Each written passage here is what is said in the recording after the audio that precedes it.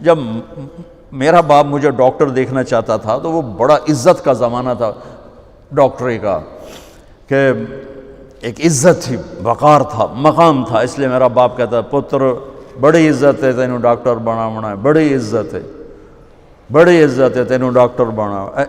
اچھا، وہ دیہاتی آدمی تھے، دو باتیں کہتے تھے، بڑی عزت ہے بڑا پیسہ ہے، بڑی عزت ہے بڑا پیسہ۔ وہ اللہ نے پہلے ہی دیا ہوا تھا، لیکن وہ پیسے کا ذوق کس کو نہیں ہے، کس کو شوق نہیں، میرا پوتر تینوں ڈاکٹر بناونا ہے، بڑی عزت بڑا۔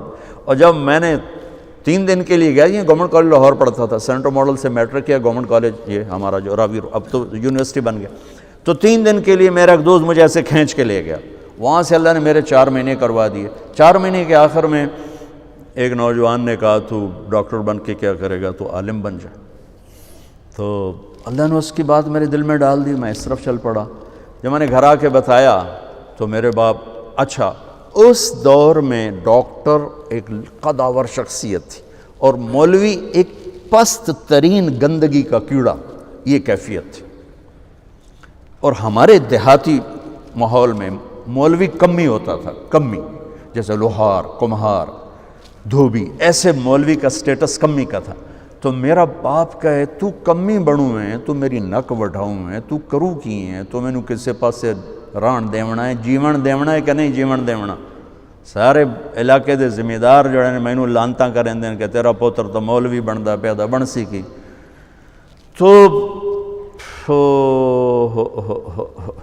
23 نومبر 1972 صبح 8-9 بجے کا ٹائم تھا، میرے باپ گھر میں آئے، وہ ذمہ داروں والی چادر پہنی ہوئی بڑی اور چولا کھلا، پگڑی کھول کے یہاں رکھی ہوئی، تو مجھے دیکھتے ایک دم غصے میں آ گیا، یہ تو مولوی بننا ہے تو میرے گھر چوں نکل جا، زور سے کہا، یہ تو مولوی بننا ہے تو میرے گھر چوں نکل جا۔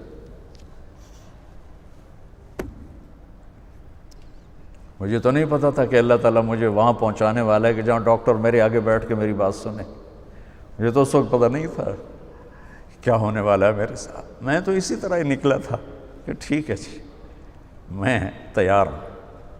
تو میرے باپ کی شدت دیکھ کر میری ماں نے مجھے الگ کر لیا کہ تو جا، کوئی نہیں، اللہ تیرا ساتھی ہے۔ میں 300 روپیہ میں نے دیا، 300 روپیہ بڑی بڑی دولت ہے، اس میں نے 300 روپیہ دیتا کہ جا اللہ تیرا وارث ہے۔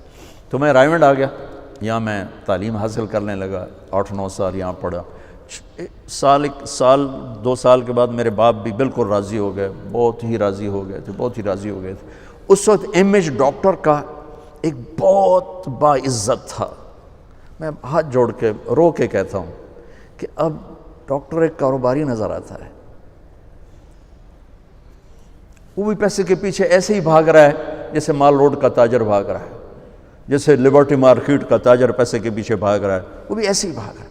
کوئی جائز کمائی، جائز محنت کا صلہ لینا کوئی منع تھوڑا ہے، وہ آپ کے رزق حلال ہے۔ میں کینیڈا میں گیا ہوا تھا، میرے یہ سر درد بہت شدید ہوتا ہے، تو وہاں وہ بوٹاکس نیا طریقہ ٹیکے لگاتے ہیں، تو کچھ دن گزر جاتے ہیں، تو مجھے پتہ نہیں تھا یہاں کوئی لگاتا ہے کہ نہیں لگاتا، تو میں کینیڈا گیا، وہ جاننے والے ڈاکٹر تھے پاکستانی، تو پارکنسن کے 5 بڑے ڈاکٹروں میں ایک ان کا نام آتا ہے۔ تو وہ ان کے کلینک میں بیٹھا ہوا تھا اور بات چلتے چلتے تو یہ ایسی ایک پینسل پڑی ہوئی تھی ان کے ٹیبل پر،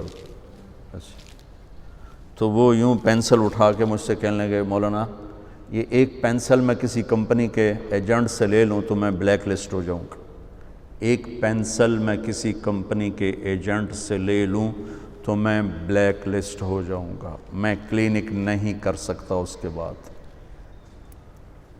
تو آپ ڈاکٹر بنے، تاجر نہ بنے، ڈاکٹر بنے، آپ مسیحا بنے، اللہ کی قسم مریضوں کی دعائیں آپ کی نسلوں کو نہال کر دیں گی۔ اگر آپ صرف تاجر بن گئے تو ٹھیک ہے 4 پیسے تسی وٹ لینے، لیکن پتہ نہیں آگے نسلوں کا کیا ہوگا۔ اور اگر آپ مسیحا بنے، ڈاکٹر بنے، مریضوں کی دعائیں لیں، پشتیں آپ کی اس کو بیٹھ کے کھائیں گے کہ دکھی کی دعا اللہ کے عرش کو ہلا دیتے اور درد مند کی دعا فرشتوں کو رلا دیتے۔